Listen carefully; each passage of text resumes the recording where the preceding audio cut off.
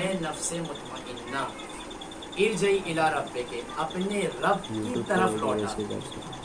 اے نفس مطمئنہ اپنے رب کی طرف لوٹا. یا ایت النفس المطمئنہ ارجعی راضیۃ مرضیہ، تیرا رب تجھ سے راضی ہو گیا، اب تو اپنے رب سے راضی ہو جا. یہ آیت بارہا آپ نے سنا ہوگی کہ یہ آیت اتنی پہلے تھی، مگر اس آیت کا استعمال ایک مرتبہ سرزمین کربلا پر بھی کیا گیا تھا امام حسین علیہ الصلوۃ والسلام. یہ نفس مطمئنہ آخری وقت میں جب آواز آئی تھی کہ نفس مطمئنہ لوٹا. نفس کسے کہتے ہیں اور نفس مطمئنہ کسے کہتے ہیں؟ نفس کہتے ہیں روح کو، اور روح کو ہم کہتے ہیں نفس. عربی زبان میں روح کو نفس کہتے ہیں. نفس لوٹا، نفس مطمئنہ یعنی پاک و پاکیزہ نفس جو اپنے رب سے مطمئن ہو، جو اپنے رب سے راضی ہو، اپنے رب کی ہر بات کو اس طریقے سے مانے جس طریقے سے اس کا حق تھا، اسے کہتے ہیں نفس سے مطمئنہ. اللہ نے امام حسین کے لیے استعمال کی کہ نفس مطمئنہ لوٹا. کب؟ روز عاشور لوٹا. نفس مطمئن کب ہوگا؟ پاک کب ہوگا؟ ماشاءاللہ سے ہمارے نفس مطمئن ہیں مگر اپنے رب سے مطمئن نہیں ہے، دنیا کی چیزوں سے مطمئن ہے. ہمارے نفس مطمئن ہے مگر اپنے رب سے مطمئن نہیں ہے. مطمئن یعنی اطمینان، وہ ہم کو اپنے رب پر نہیں ہے. ہم اپنے رب کی کوئی دی ہوئی چیز سے اطمینان نہیں ہے. کسی بھی چیز سے آپ دیکھیں، انسان پریشانی میں اگر رب سے مطمئن ہو تو پریشانی میں پہلے بندہ اپنے رب کے پاس جائے، دوسروں کے پاس جانے سے پہلے. چونکہ نفس مطمئن نہیں ہے اس لیے ہم پہلے دوسروں کے در پہ جاتے ہیں، جب وہاں سے ٹھوکر کھاتے ہیں تب جا کے اللہ کے در پہ آتے ہیں. نفس کا مطمئن ہونا بہت ضروری ہے. اگر ہمارا نفس مطمئن ہوتا، دیکھیں انسان کے نفس کتنی آگے بڑھ گئی، کس مقام تک انسان آگے بڑھ چکا ہے. اب آپ دیکھیں، ہم کسی کے سامنے اگر کوئی بندہ کسی مرحلے پہ آگے جھوٹ کہے تو آپ کہیں گے بھیا شرم آنا چاہیے، تم جھوٹ بول رہے ہو، اتنے بڑے آدمی کے سامنے تم نے جھوٹ بول دیا. کوئی ذاکر ہو، کوئی خطیب، اس کے سامنے کو آگے جھوٹ بول دیا. مولانا کے سامنے تم نے جھوٹ بول دیا، ذاکر کے سامنے جھوٹ بول دیا. اگر کوئی ورکر اپنے بزنس مین، اپنے پروفیسر کے، اپنے جو اس کا باس ہوتا ہے اس کے سامنے جا کے جھوٹ دیا، تم نے باس کے آگے جھوٹ بول دیا. انسان تعجب کرتا ہے، اتنے بڑے بندے کے آگے جھوٹ بول دیا. ہماری حالت یہ ہے کہ ہم دن بھر میں 5 مرتبہ اپنے رب کی بارگاہ میں کھڑے ہو کے جھوٹ بولتے ہیں. اب آپ سوچیں گے کیسے؟ آپ یہ سوچیں گے ہم رب کی بارگاہ میں جھوٹ کیسے کہتے ہیں؟ ہم جب نماز پڑھتے ہیں تو اس میں ہم ایک آیت پڑھتے ہیں. کون سی آیت پڑھتے ہیں؟ ایاک نعبد و ایاک نستعین، تیری عبادت کرتے ہیں اور تجھ سے مانگتے ہیں. عبادت تو ہم اللہ کی کرتے ہیں پر مانگتے اللہ سے نہیں ہے. مانگتے اللہ سے نہیں ہے. اگر واقعاً حقیقی بتاؤ، اگر آپ اللہ سے ڈائریکٹ مانگ لیں تو آپ کو کسی چیز کی کمی نہیں ہوگی. ہم اللہ سے ہی نہیں مانگتے. میں پریشانی میں ہوں، مجھے پیسے کی مثلاً کمی ہو گئی تو اب میں پہلے کسی کے پاس جاؤں گا جو زیادہ پیسے والا ہو، جو خاص دوست ہو، بھائی پریشانی یار مجھے دے دے. اگر وہ نہیں دے گا تو میں کسی اور کے پاس جاؤں گا، بھائی تو دے دے. وہ بھی نہیں دے گا تو میں تیسرے کے پاس جاؤں گا، تو دے دے. اگر وہ بھی نہیں دے گا، جب سب منع کر دیں گے تب میں اللہ کی بارگاہ میں آؤں گا، بارے بس میں تجھ سے ہی مانگتا ہوں، تو مجھے دے دے. اتنا در در گھوما، اس کے بعد اللہ کے در پہ آیا. ایک مثال دیتا چلو، ایک زوار حرم پہنچا اور وہاں پہ اس کا پیسہ اس سے گر گیا، اور وہ پیسہ گرنا کیا، وہ پیسہ غائب ہو گیا. وہ پریشان حال آیا مولا کے روزے میں. اس نے مولا کے روزے پہ کہا، مولا میں آپ کی زیارت کرنے آیا تھا، اب آپ میری پریشانی حل کریے. میں کیسے گھر جاؤں گا، میں کیسے یہاں سے لوٹ کر واپس جاؤں گا؟ ابھی تو میں نے کچھ بھی نہیں کیا، نہ زیارت کی نہ کچھ کی، ابھی تو بس میں نے قدم رکھا تھا اور میرے ساتھ یہ حادثہ پیش آیا. یقین جانے وہ بندہ وہیں بیٹھ کے حرم میں گریا کر رہا تھا کہ ایک بندہ آیا آنے کا، تو اس نے کہا تمہارے فلاں دوست نے یہ پیسہ بھیجا ہے، کہ تمہیں دے دے. اسے بھی نہیں سمجھا، اس نے پیسہ لیا، کہ ٹھیک ہے بھائی اسے شکریہ کہہ دینا. اس نے پیسہ لیا اور لینے کے بعد اس نے زیارت کی. زیارت کرنے کے بعد جب یہ واپس لوٹ کے گھر آیا, اس نے وہ پیسہ گنا اور اپنے دوست کو جا کے واپس دینے لگا. جب اس نے اپنے اس دوست کو دیا کہ بھائی تمہارا بہت شکریہ, میں پریشانی میں تھا, میں پریشان تھا کہ میں کیسے زیارت کرتا, تمہارا بہت شکریہ, تم نے میرے لیے پیسہ بھیج دیا. اب وہ دوست کہتا بھائی میں نے کہاں بھیجا, میں نے تو کوئی پیسہ دیا ہی نہیں. کہ تم نے نہیں دیا؟ کہ نہیں. تو وہ حیران ہو گیا کہ تم نے نہیں دیا تو دیا کس نے؟ کہ کیوں, کیا ہوا؟ تو اس نے واقعہ بیان کیا, میرا پیسہ گرا, میں نے مولا کے حرم میں دعا کی, مولا سے استغاثہ کیا, اور مجھے ایک بندے نے آ کے کہا تم نے پیسہ دیا ہے اور تم نے میری مدد کی ہے. اگر معلوم اس سے کیا پڑتا ہے, اس سے عبرت ہی ملتی کہ اگر ہم ڈائریکٹ اللہ کی بارگاہ میں مانگے یا اہل بیت کی بارگاہ میں مانگے, وہ کسی نہ کسی کو وسیلہ بنا کر ضرور بھیجے گا. وہ دوست جس کے پاس ہم پہلے جا رہے ہیں, اگر اس کو چھوڑ کے پہلے اللہ کی بارگاہ میں جائے تو اللہ خود اسے پیسہ دے کے آپ کے پاس بھیج دے گا. ایک صلوات پڑھے بآواز بلند.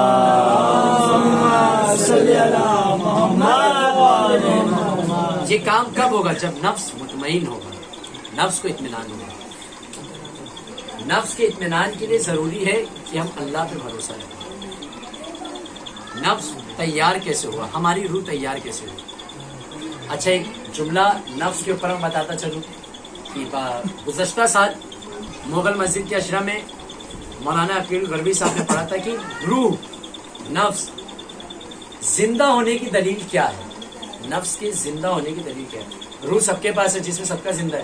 اب ہم انسان کی روح کو زندہ تب بولیں گے جب وہ چلتا پھرتا رہے, مر گیا تو بولیں گے ختم. انہوں نے کہا نہیں, نفس کے زندہ ہونے کی پہچان یہ ہے کہ وہ بندہ سوال کرے. جس کا ضمیر, جس کا نفس سوال کرے, اس کی روح زندہ ہے. کیونکہ انسان کے زندہ ہونے کی پہچان ہے اس کا کھانا. اس کے جسم کو غذا چاہیے, جب تک وہ غذا نہیں دے گا اس کا جسم نہ کام کرے گا, نہ چلے گا, نہ پھرے گا, بلکہ تھک ہار کر بیٹھ جائے گا. موبائل کو چلانے کے لیے چارجنگ چاہیے, جب تک موبائل میں چارجنگ نہیں ہوگی موبائل نہیں چلے گا. اگر موبائل چلے گا سم ہو, سم میں ریچارج نہ ہو تو کال بھی نہیں لگے گا. اسی طریقے سے روح کے زندہ ہونے کی پہچان ہے انسان کا سوال کرنا. انسان کا سوال کرنا اس بات کی دلیل ہے کہ اس کا نفس زندہ ہے, اس کی روح زندہ ہے. سوال کیسے؟ ایسے تو ہم بہت سوال کرتے ہیں, بھیا آج کرکٹر نے کتنا مارا, آئی پی ایل چل رہا ہے نا, کہ ٹیم نے کتنا مارا, وہ پلیئر نے کتنا مارا. یہ سوال نہیں. اہل بیت کے بارے میں معرفت والے سوال. کہ اب ہم لوگ سوال کرتے ہیں بھیا مولا حسین, مولا عباس کے گھوڑے کا رنگ کیا تھا, آپ کو اس سے کیا کرنا؟ آپ وہ کڑے پہ بائک خریدیں گے جا کے؟ نہیں نا. گھوڑے کا رنگ جان کے آپ کے علم میں کیا اضافہ ہوگا؟ کچھ اضافہ نہیں ہوگا. آپ یہ پوچھیں کہ مولا عباس نے امام حسین کی اطاعت کیسے کی, تو اس کے اعتبار سے آپ کے علم میں اضافہ ہوگا کہ اطاعت کی کیسے جاتی ہے. اطاعت کی کیسے جاتی ہے, کسی کی اطاعت اگر ہمیں کرنا ہو تو کیسے کی جائے. اب لوگ پوچھتے ہیں امام حسین, مولا عباس جب پرچم لگے گا تو اس کا کلر کیا تھا؟ پرچم کے کلر سے آپ کو کیا کرنا؟ گھوڑے کا رنگ جان کے آپ کیا کر لیں گے؟ معرفت آپ کو ہونا چاہیے کہ معصومین نے کیا کیا, معصومین نے کیا کیا, ہم اس پہ کریں گے.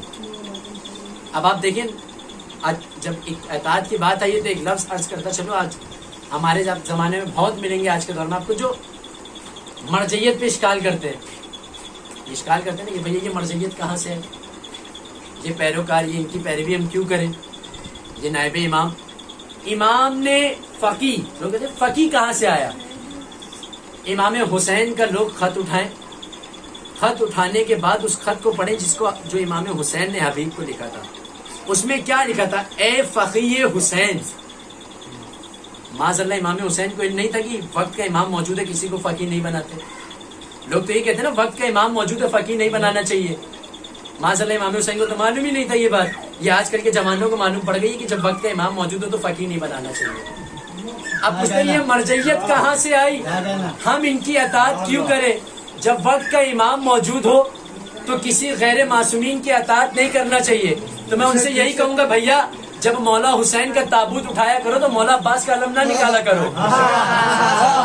جب مولا حسین کا تابوت اٹھایا کرو تو مولا عباس کا علم نہ نکالا کرو. جب وقت کا امام موجود ہو تو غلام کے پرچم کی ضرورت نہیں ہے. کیا کہنا ہے؟ مرجع کی تقلید اسی طرح ہے جیسا حسین کے تابوت پہ عباس کا پرچم.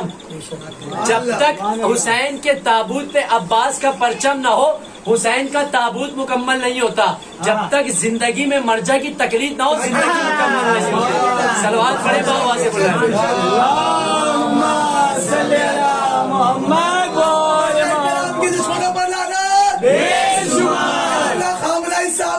سستانی صاحب کے دشمنوں پہ لعنت.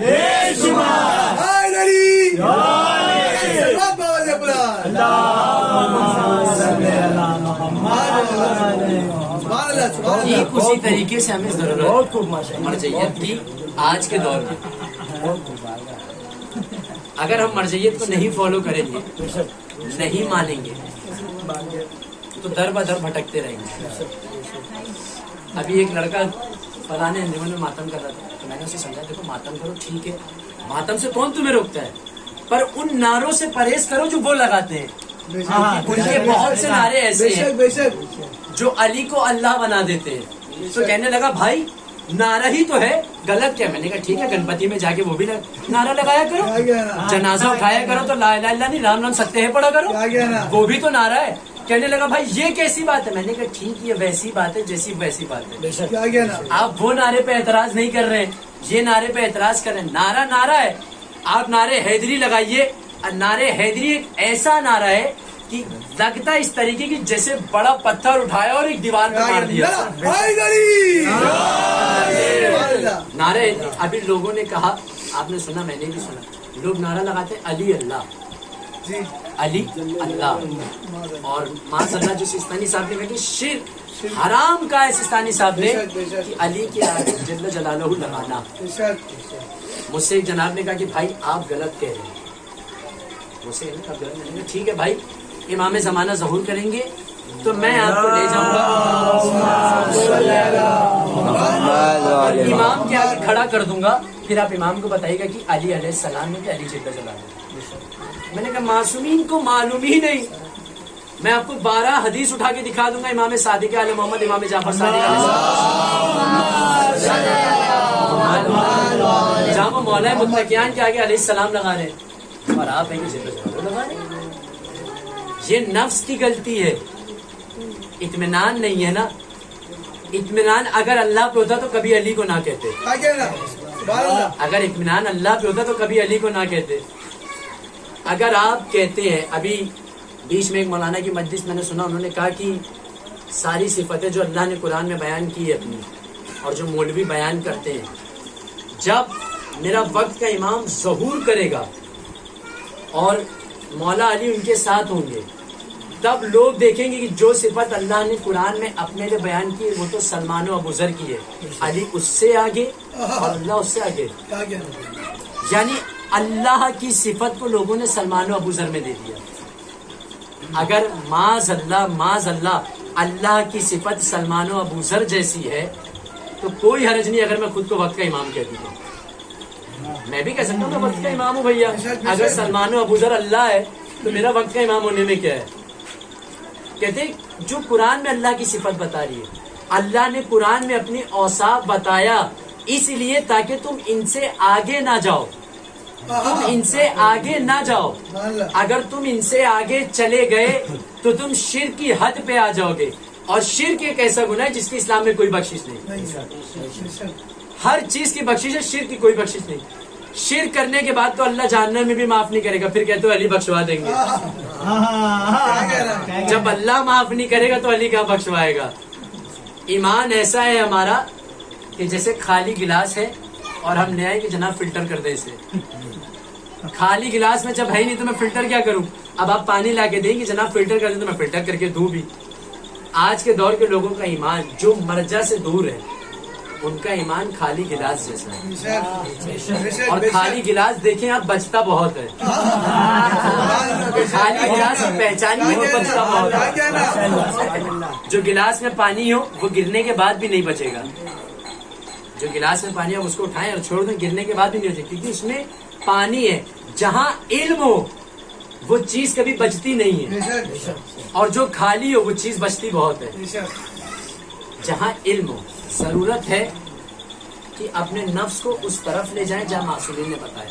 بے شک 11ویں امام نے بھی کہا ہے کہ ایسی کی پیروی کریں کہ جو اسلام پر پورا پیروکار ہو، اپنے نفس کی پرواہ، اپنے نفس کی مطمئن ہو، اور اطیع اللہ و اطیع الرسول و اولی الامر منکم. اطیع اللہ و اطیع الرسول مطلب اللہ کی اطاعت کرے، رسول کی اطاعت کرے، اس کے بعد اہل بیت کے بتائے ہوئے رستے پر عمل کرے. تو عوام پہ واجب ہے ایسے آدمی کی تکلیف کرے. اچھا بھائی آپ تکلیف نہیں کرتے، ہمیں کوئی اعتراض نہیں. آپ نہیں کرتے وہ آپ کا ایمان. آپ کہتے ہیں آپ تکلیف نہیں کرتے، ہم کسی کے پیچھے نماز نہیں پڑھتے. اگر آپ تکلیف نہیں کر رہے ہیں، آپ نماز نہیں پڑھ رہے، تو آپ روزہ رکھ رہے ہیں. چلیے روزہ بھی نہیں رکھ رہے. بہت سے لوگوں نے، تو میں نے ایک سال بمبئی میں دیکھا کہ لوگوں نے پانی پی لیا فجر کی نماز کے بعد. کیوں کا مولا کا تبرک ہے بڑھ کے. کیا بات ہے، مولا کا تبرک روزے سے بڑھ کے ہو گیا. چلو بھیا پانی پی لیا ٹھیک ہے، نہ نماز نہ روزہ نہ کچھ، تقلید نہیں. کیوں؟ کیونکہ تقلید نہیں، تقلید نہیں کرنے. اس کے بعد مسئلے اگر کوئی پھنس رہا ہے تو طالب علم سے پوچھ رہے، آپس میں اس سے پوچھ رہے جن کے معلوم ہے کہ یہ بندہ اس کا مسئلہ بتا دے گا. اسے پوچھا اچھا بھیا یہ مسئلہ بتا دیجئے. وہ مسئلہ کس کا بتائے گا؟ سستانی صاحب کا، کیونکہ وہ مقلد سستانی صاحب. چاہے کان ایسے پکڑو چاہے ایسے پکڑو، تقلید تمہیں کیا جو تمہارے اجداد مر گئے انہیں بھی کرنی ہے. تقلید تمہارے اوپر ہر حالت میں واجب ہے.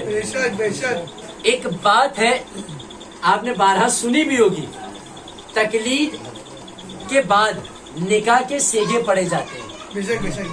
اگر مولوی نکاح کا ایک سیگا غلط کر دے تمہاری پوری نسل حرام چلی جائے گی.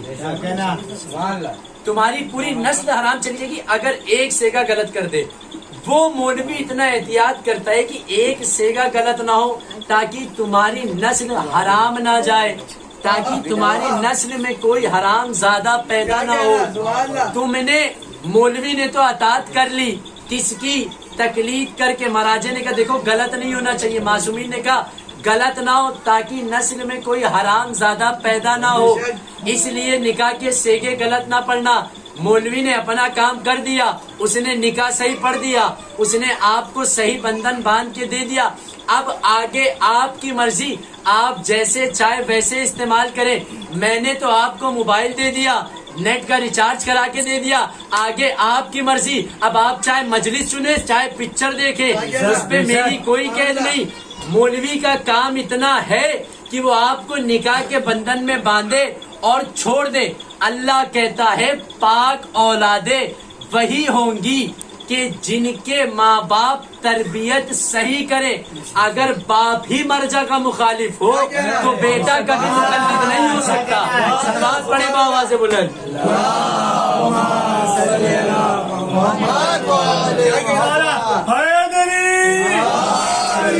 اسے اور آسانی سمجھ لے.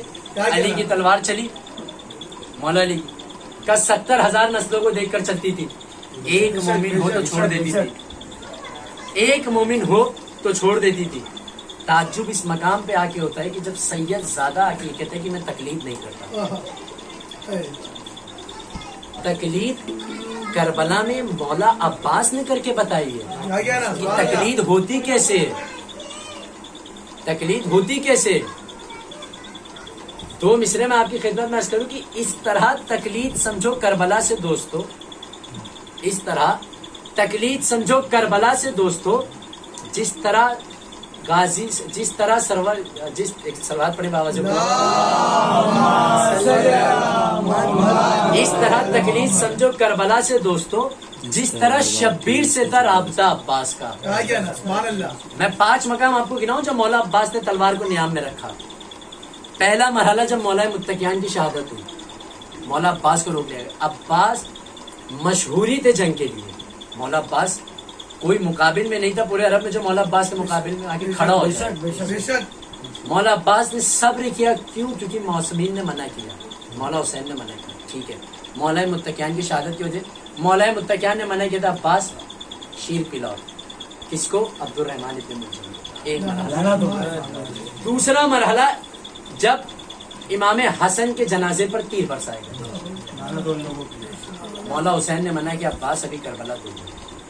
مولا عباس کو گئے ہمیں یہاں جنگ نہیں کرنا, ہم دوسری جگہ جائیں گے, کربلا میں کریں گے, رک گئے. تیسرا مرحلہ دربار ولید میں, مولا حسین نے کہا جب میری آواز بلند ہوگی تو تم اندر آ جانا. مولا عباس آئے, میان سے تلوار بھی نکالی, مگر مولا حسین نے منع کر دیا, ابھی کربلا دور. چوتھا مرحلہ جب 2 محرم کو ایک آگے کی خیمے یہاں سے ہٹائے جائیں نہر کے کنارے سے, مولا عباس نے تلوار نکالی, جناب زینب نے منع کیا امام حسین کو بولنے کو کہ اب زینب روک لو, جناب زینب. پانچواں مرحلہ اور آخری مرحلہ جب امام مولا عباس اذن طلب کرنے آئے, تب امام حسین نے منع کیا کہ دیکھو جنگ نہیں کرنی, تلوار کو توڑی اور رکھ دی. کیوں؟ کیونکہ جنگ نہیں کرنا. 5 مرحلے ایسے تھے جہاں مولا عباس نے آنے والے نسلوں کو, آنے والی لوگوں کو سمجھا دیا, دیکھو جب کسی کی اطاعت کرو تو ایسے کرو کہ اگر تم اس چیز میں ماہر بھی ہو اور وہ منع کر دے, مقام بھی ہو تو بھی وہ منع کر دے تو رک جانا. اسے کہتے ہیں تقلید, اسے کہتے ہیں تقلید. تقلید اتنی ضروری ہو گئی آج کے دور میں کہ جتنا ہمارے جینے کے لیے آکسیجن ہے, اتنی زیادہ ضروری ہو گئی, کیونکہ ہمارا نفس بھی بحث چل رہی ہے. میں آپ کو بتاؤں تقلید میں نے بیچ میں کیوں چھوڑا. تقلید اگر ہم مرجع کی نہیں کریں گے تو ہمارا نفس اس لائق ہی نہیں ہوگا کہ ہم امام کی اطاعت کریں. ہمارا مرجع وہ ہے جو ہمارے نفس کو تیار کرتا ہے کہ ہم امام کی اطاعت کر سکیں, امام کے لشکر میں تیار ہوں. امام کے لشکر میں تیار ہونے کے لیے ہی امام نے کہا کہ تقلید کرو, تب ہمارے لشکر میں ہوگے. جب تم یہاں ان کی نہیں سن رہے تو وہاں امام کی کیا سنو گے؟ آج یہ کہہ رہے ہیں کہ یہ چیز نہیں کرو, تم کر رہے ہو. صلوات پڑھیں بابا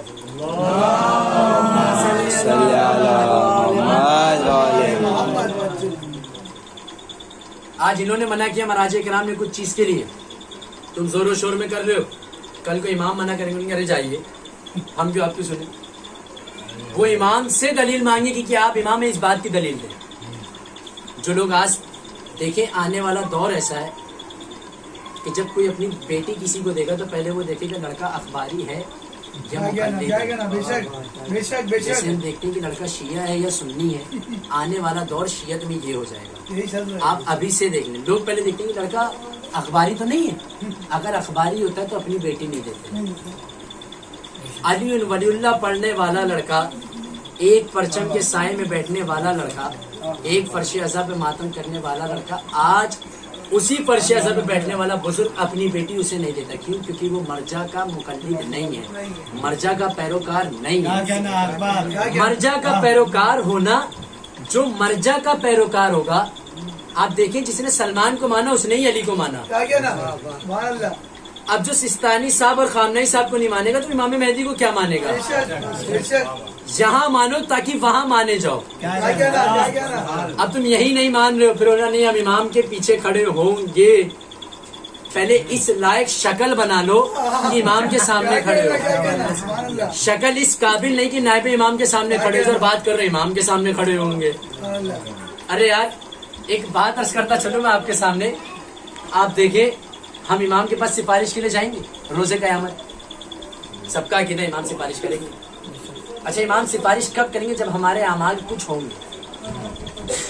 مولا نے کہا نا جو کم ہوگا میں دوں گا, جو کم ہوگا وہ میں دوں گا.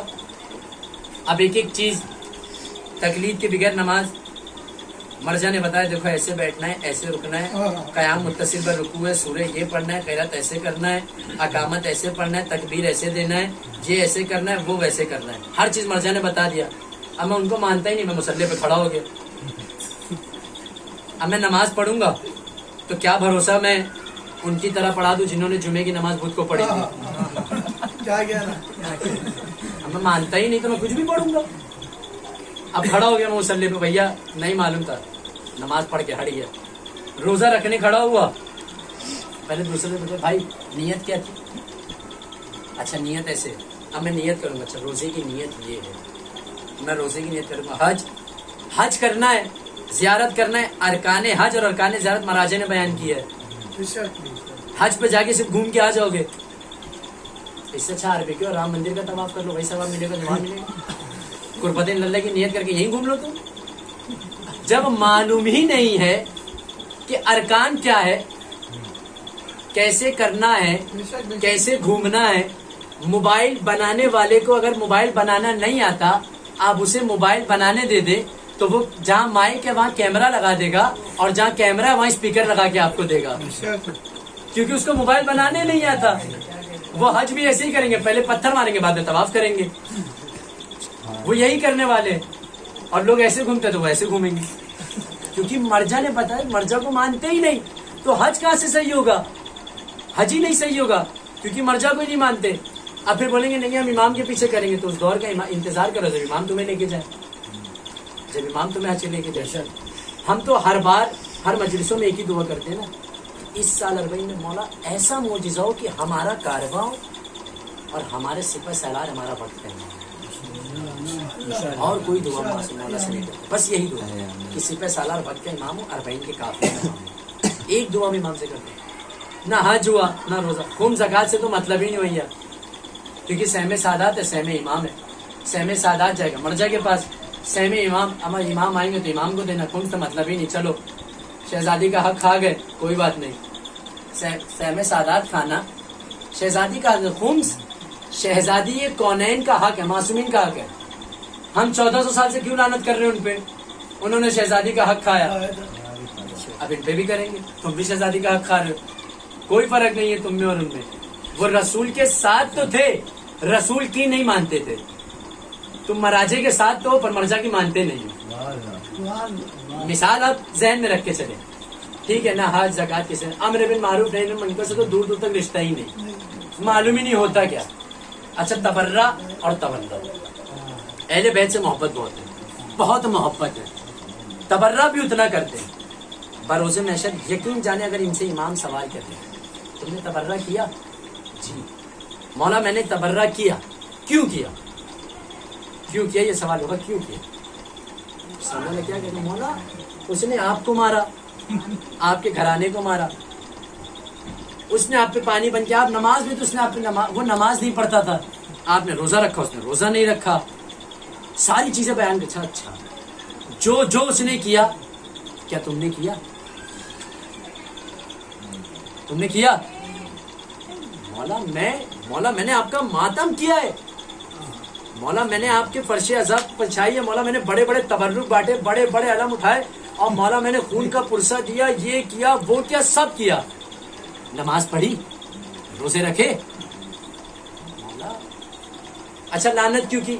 सब बताया मौला ऐसे ऐसे मराहिल, तो उसमें वो नमाज नहीं पढ़ता था, वो रोजे नहीं रखता था, वो ये नहीं करता। अच्छा पूरी जिंदगी यजीद लब्बैक या हुसैन का नारा लगाया, लब्बैक या यजीद का क्यों नहीं लगाया? अब यहाँ वो बंदा हैरान, मौला कैसी बात कर रहे हैं आप, मैं लब्बैक या यजीद का नारा लगाऊं? मैं लब्बैक या हुसैन का लगाऊंगा, मौला मैं आपका नारा लगा। अब काम एक भी मेरे वाले नहीं किए, काम पूरी जिंदगी यजीद वाले के, नारे मेरे नाम के लगा रहे हो। एक काम तो मेरे वाले किए होते तो मेरे नाम का नारा लगाते। बात यही हो गई, पूरी जिंदगी में अली भाई की बुटीक में काम किया, अब जब पगार लेने की बात आई तो रईस भाई के पास पहुंच गया, भैया पगार दे दीजिए। बात तो यही होगी, पूरी जिंदगी यजीद की फैक्ट्री में काम किया, आज लेने की बारी आई तो इमाम के साथ मौला हाजिरी दे दिए। मौला ने क्या कहा, अच्छा जो कम होगा मौला देंगे। अब जब मैं पेपर में कुछ लिखूं ही ना और टीचर को दे दूं, बोले टीचर पास कर देना, तो टीचर में क्या, कुछ लिख के तो लाया होता, कुछ तो लिख के लाया होता। अरे कम से कम बाजू वाले का कॉपी ही कर लेता तो भी मार्क्स दे देती। वही कॉपी को तो तकलीद कहते हैं। मैं तकलीद नहीं करता, मुझे कुछ नहीं आता था, मैंने बाजू वाले का कॉपी किया। क्यों? क्योंकि उसको आता था, यही तो तकलीद हुई, इसी को तो तकलीद कहते हैं। मैं मातम नहीं करना चाहता था, मैंने देखा ये बंदा ऐसे सीने पे हाथ मारने को मातम कहते हैं, मैंने भी मारा, ये तकलीद हुई।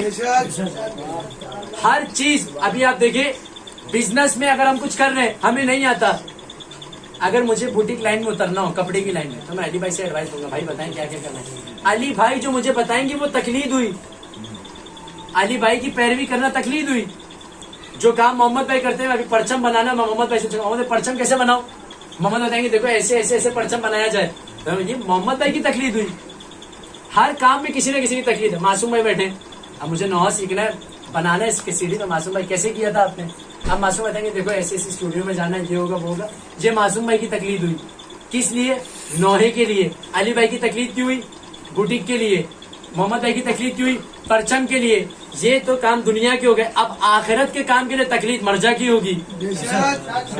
آخرت کے لیے مرجع کی ہوگی، کیونکہ تقلید ایسے کی جائے جو اس کام میں فن رکھتا ہو، جو اس کام میں ماہر ہو.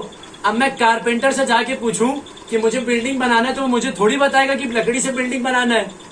وہ تو مجھے یہی بتائے گا دیکھو بھیا یہاں پالش مارنا، یہاں کیل ٹھوکنا، یہی بتائے گا. اور یہاں صوفے میں یہاں کیل لگے گی. اب کارپینٹر تو آپ کو صوفہ ہی بنانا سکھائے گا، یہ تو نہیں بتائے گا کہ 4 مالے کا گھر کیسے کھڑا کرتے ہیں. بات واضح ہے.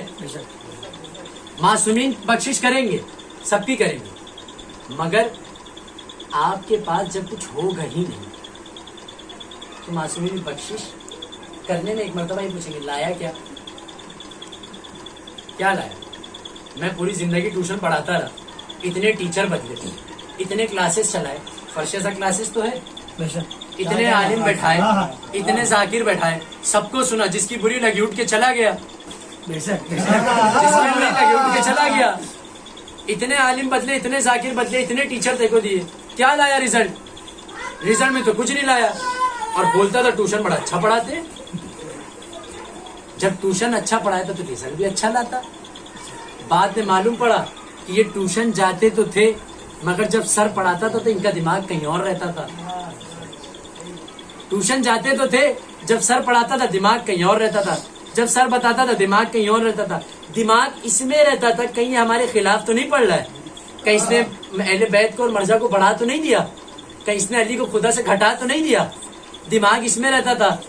اگر نفس مطمئن ہوتا اور 14 کو 14 کے مقام پہ رکھتا، مرجع کو مرجع کے مقام پہ رکھتا، اللہ کو اللہ کے مقام پہ رکھتا، تو اہل بیت کے سامنے بھرا ہوا پیپر لے کے جاتا اور مارکس بھی اچھا رہتا.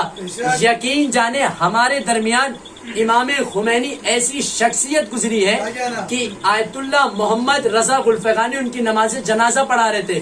ایک مرتبہ نماز جنازہ پڑھاتے پڑھاتے چپ ہو گئے، لوگ مائک لے کے ان کے آگے بڑھ گئے. آپ نے بہت لوگوں کو دیکھا ہوگا امام خمینی کے خلاف ہے کہ وہ ایسے تھے ویسے تھے، انقلاب لا کے یہ وہ فلانا ڈھنگا.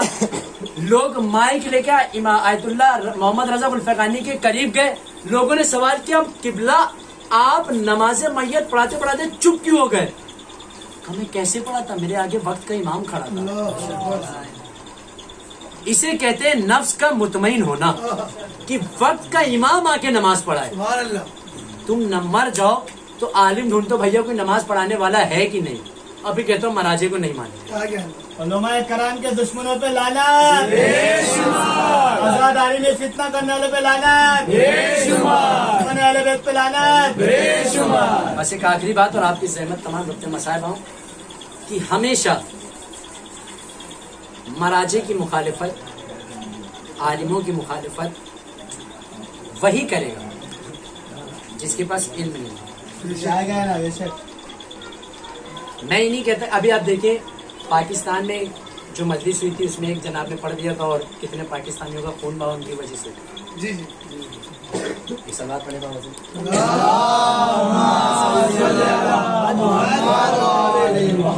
اب ایسوں کو بھی نہ سنیں. انہوں نے نیچرل بلاغہ کی خطبہ پڑھا، خطبہ نمبر 177. میں یہاں سے دعویٰ کر رہا ہوں، آپ کو چاہیے تو میری ویڈیو بنا کے کسی کو بھی دکھا دیں. 177 میں مولا علی سے شخص نے سوال کیا کہ آپ کا اللہ کیسا دکھتا ہے؟ تو مولا علی نے کہا اسے دیکھنے کے لیے بصیرت والی آنکھیں چاہیے، اسے دیکھنے کے لیے معرفت چاہیے، اسے دیکھنے کے لیے دل سے اگر اس کا تمہارے اوپر ایمان ہو، تم اس سے مطمئن ہو تو تمہاری آنکھیں اسے دیکھیں گی، ورنہ تم اسے نہیں دیکھ سکتے. میرا اللہ ایسا ہے. انہوں نے مجلس میں پڑھا میرا اللہ، جب اس نے سوال کیا یا علی تیرے اللہ کے ہاتھ کیسے، تیرے اللہ کی شکل، انہوں نے کہا نظر اٹھا ادھر دیکھ، میرا اللہ ایسا دکھتا ہے. معاذ اللہ مولا علی نے خود کو کہا میں اللہ دکھتا ہوں. اس کے بعد ان کے چاہنے والوں نے کہا آپ کا ظرف کمزور ہے. میں نے کہا میرا ظرف کمزور ہے؟ میں کہتا ہوں میں امام مہدی ہوں. کہا یہ کیسی جاہل والی بات کر رہا ہے؟ میں نے کہا آپ کا ظرف کمزور ہے. جب علی اللہ ہو سکتا ہے تو ہم بھی تو ہو سکتے ہیں کچھ نہ کچھ. معاذ اللہ میں نہیں کہتا کہ میں امام مہدی ہوں، میں ایک مثال اسے دے رہا تھا. میں نے کہا آپ کا ظرف کمزور ہے، آپ مجھے امام مہدی نہیں مان رہے، علی کو اللہ مان رہے ہیں. علی اسے کہتے ہیں کہ جو امام مہدی علیہ السلام کے نام پر کھڑے صلی اللہ محمد اور اگر علی اللہ ہوتے تو کبھی وقت امام ہمارے وقت امام کا نام سن کے کھڑے نہ ہوتے اور یہ نہ کہتے کہ مجھے اپنے آخری پسر کا انتظار ہے، کیونکہ قرآن کہہ رہے لم یلد ولم یولد، نہ کسی کا بیٹا نہ اس کا کوئی بیٹا۔ بے شک جب نہ بیٹا ہے نہ باپ ہے تو تم کیسے کہہ سکتے ہو کہ علی ہمارے باپ بھی ہیں اور اللہ بھی ہیں اور پھر علی کے آخری بیٹے امام حسین بھی بیٹے ہیں؟ یا تو قرآن جھوٹ بول رہا ہے معاذ اللہ، یا تم مانو کہ تم جھوٹے ہو۔ کیا کہنا؟ ایک شہنشاہ حسین نقوی صاحب کا جملہ عرض کرتا چلو کہ انہوں نے کہا کہ دیکھیں جنہیں عربی میں 1 سے لے کے 10 تک گنتی نہیں آتی وہ فتووں پہ تبصرے نہ کریں۔ بے شک 12 فتوے عربی میں دیے جاتے ہیں، عربی اور فارسی زبان میں فتوے دیے جاتے ہیں، اما تمہیں صحیح سے ہندی اور اردو سمجھ نہیں آ رہی ہے اور تم عربی اور فارسی پہ چلو تبصرے کرنے۔ کیا کہنا؟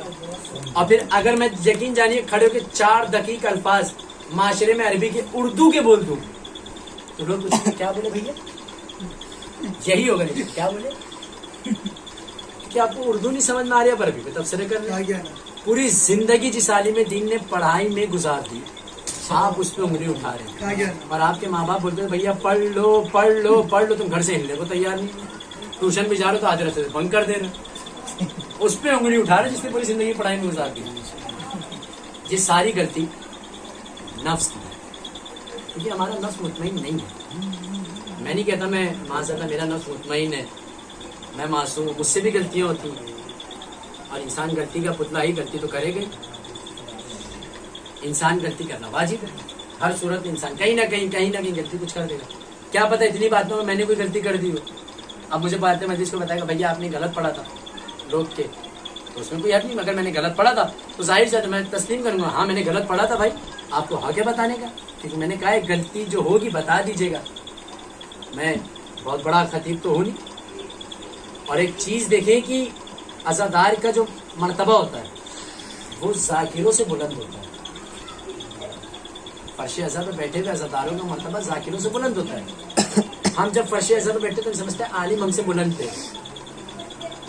شہزادی نے مجھے یہ مقام دیا کہ میں آپ کے سامنے اس جگہ پر بیٹھ کے تبصرہ کروں، آپ کے ساتھ نہیں بیٹھا ہوں، میں آپ سے الگ بیٹھ کے تبصرہ کر رہا ہوں۔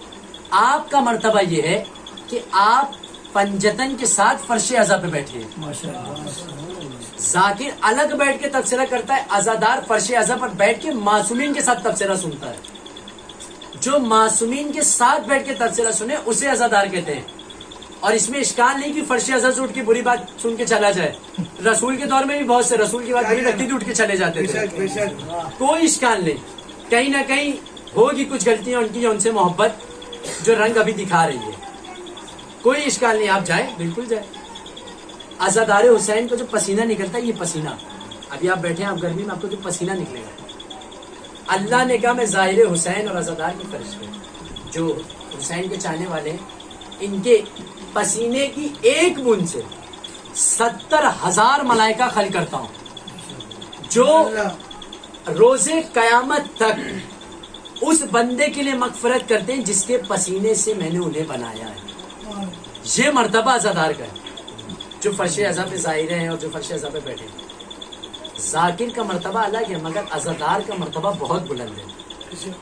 اگر ہم کہیں سفر کر رہے ہیں انجمن میں اور کوئی عزادار کھڑا ہو تو آپ کو چاہیے آپ بیٹھ جائیں، بھائی آپ کھڑے ہو جائیں، اس کو بیٹھا دیں، بھائی آپ بیٹھیں، کیونکہ آپ کو عزادار کا مرتبہ معلوم ہے۔ ہمارے اساتذہ ہم سے مدارس میں کہتے تھے دیکھو کہیں بھی جاؤ تو اتنا خیال رکھنا تمہاری وجہ سے کبھی عزادار کو تکلیف نہ ہو۔ اگر تم ایسی جگہ بیٹھے ہو کہ وہاں کسی عزادار کو بیٹھنا چاہیے جو مشکل میں نہیں ہے تو بھی اسے بیٹھا دو کہ نہیں آپ بیٹھیے میں ٹھیک ہوں۔ عزادار کا مرتبہ یہ کہ آپ یقین جانے اگر آپ اپنے مقام پہ عزادار کو بٹھائیں گے تو اس وقت فرشتے آپ کے حق میں مغفرت کریں گے۔ اللہ نے اتنا موقع فراہم کیا ہے حسین کے عزاداروں کو مغفرت کے لیے کہ ہر ایک قدم پہ عزادار کو اللہ ایک فرشتہ دیتا ہے اور اس کے حق میں مغفرت کراتا ہے۔ یہ ہے عزادار۔ اور عزادار یہ نہیں کہ مطلب ایسے عزادار نہیں جو نماز اور روزے سے غافل ہے، رات بھر شب داری کی، صبح मौजिन अजान देते थे, मौजिन था और वही सुबह 10 वाले बुजुर्ग आदमी जो मस्जिद में पढ़ते थे वही थे, बाकी अज़ादार घर पे आके सो गया। वो अज़ादार नहीं, वो अज़ादार जो नमाज के साथ अज़ादारी करे, मुसल्ले के साथ फर्श अज़ा बिछाए। हमारे यहाँ मुसल्ले और फर्श अज़ा दोनों हैं, क्योंकि हम अहले बैत से दोनों चीज ले रहे हैं। जहाँ हम अहले बैत से कुरान, जहाँ हम कुरान के साथ है, वहाँ अहले बैत के भी साथ में। रसूल ने कहा इन दोनों से अलग हो गए तो गए, इससे दोनों के साथ हैं। अज़ादार फर्श अज़ा पर आता है और आने के बाद शहजादी के साथ बैठता है, मासूमीन के साथ बैठता है। मतलब आपका बहुत बुलंद है। इन्हीं अज़ादारों की सलामती की और इनकी कामयाबी के लिए बाबा से बुलंद तरीन सलवात।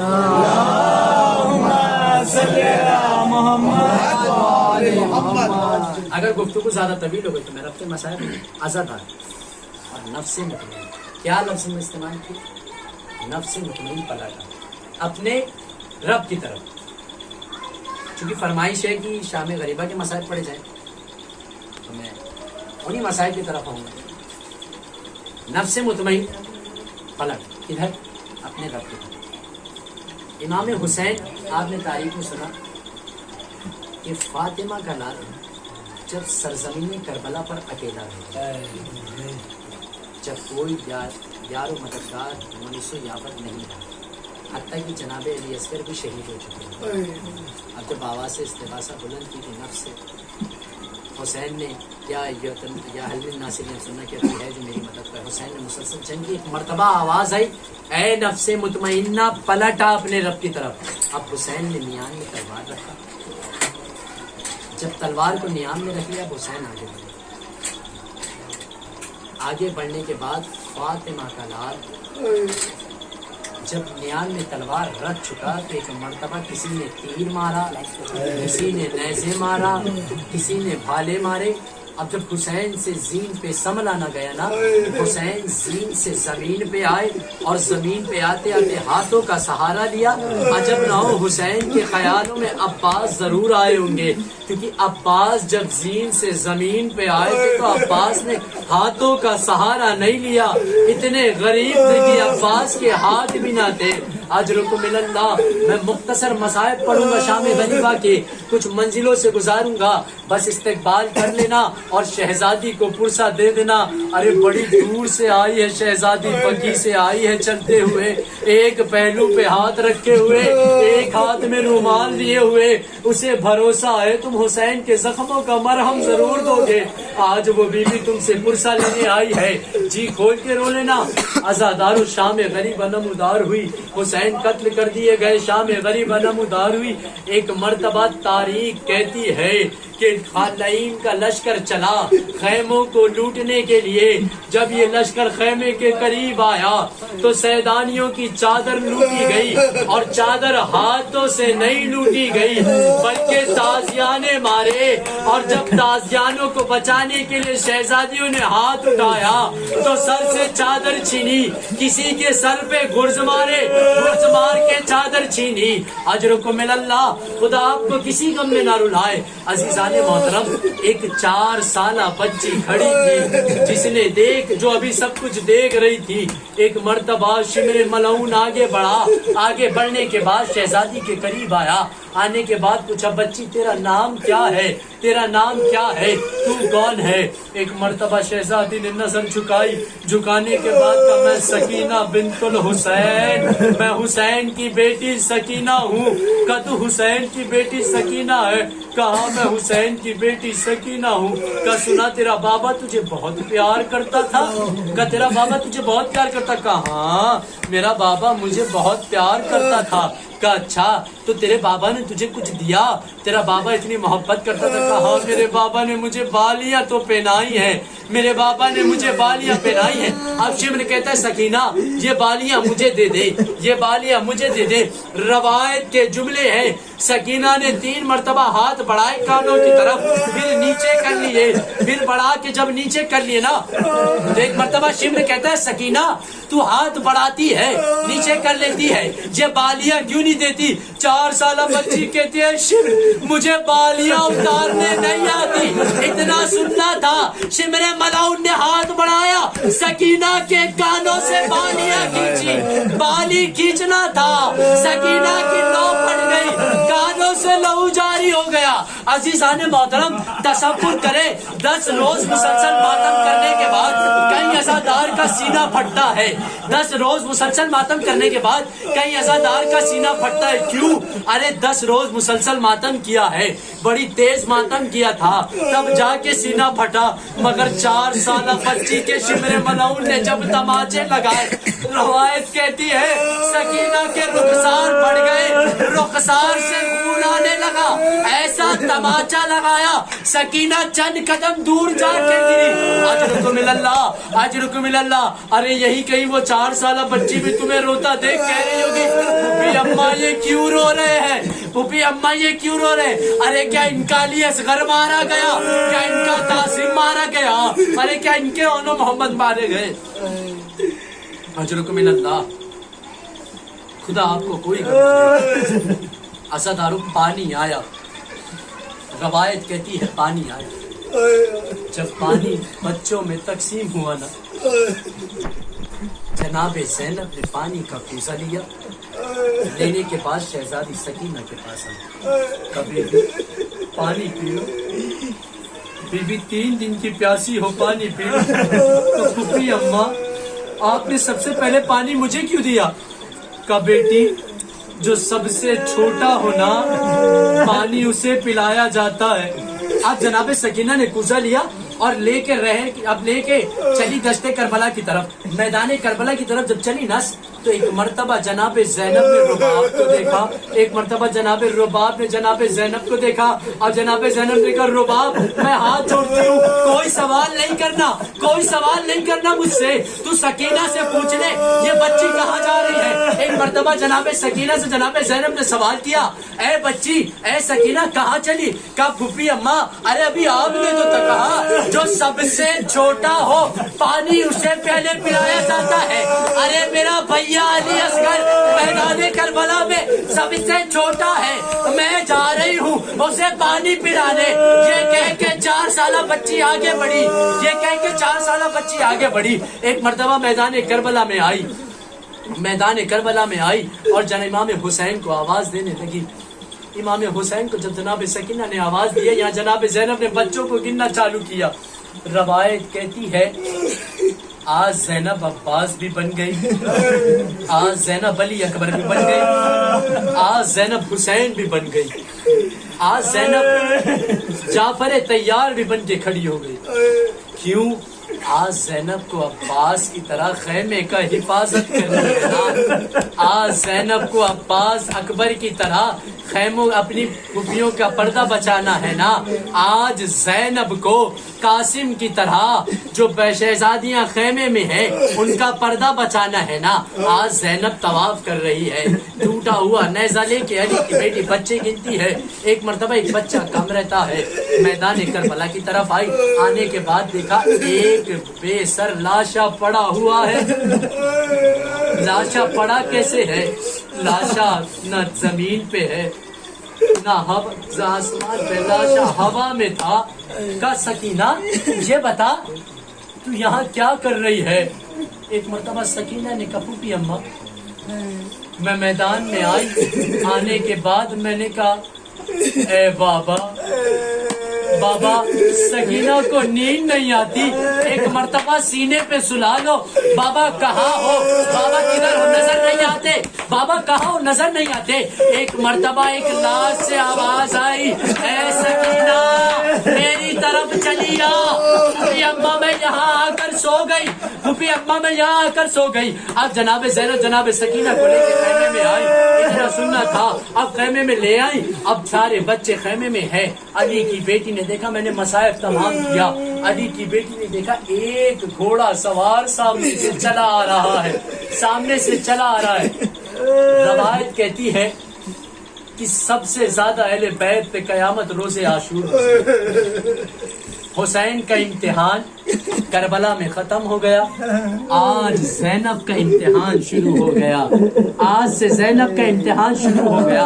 اب جب جانتے ہو آنے والا جب آیا نا تو جناب زینب نے کیا کہا؟ اے آنے والے تھم جا، اے آنے والے رک جا، میں مصائب بڑا آہستہ پڑھ رہا ہوں، تم استقبال کرنا، کیونکہ مصائب میں شرط ہے تصور کی۔ یہ سوچ کے رونا کہ زینب غریب علی کی بیٹی ہے،